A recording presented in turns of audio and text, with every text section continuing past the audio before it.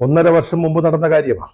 കൃത്യമായി പറഞ്ഞാൽ 2024 ഏപ്രിൽ 27 നമ്മുടെ യൂണിവേഴ്സിറ്റി കോളേജിന്റെ മുമ്പിൽ ഒരു ട്രാൻസ്പോർട്ട് ബസ് വരുന്നു.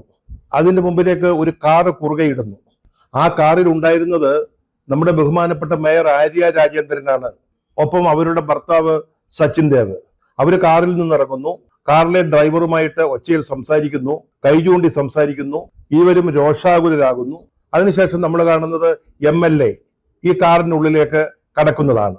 ഇതാണ് കേസ്. പക്ഷെ ഈ കേസ് പോലീസ് ഇങ്ങനെ അന്വേഷിച്ചുകൊണ്ടിരിക്കുകയായിരുന്നു. 1.5 കൊല്ലമായി അന്വേഷണമേ. ഇത് ജനങ്ങളുടെ മുമ്പിൽ പറഞ്ഞതുപോലെ CCTVയിലൊക്കെ ഇത് ദൃശ്യങ്ങൾ ഉള്ളതാ.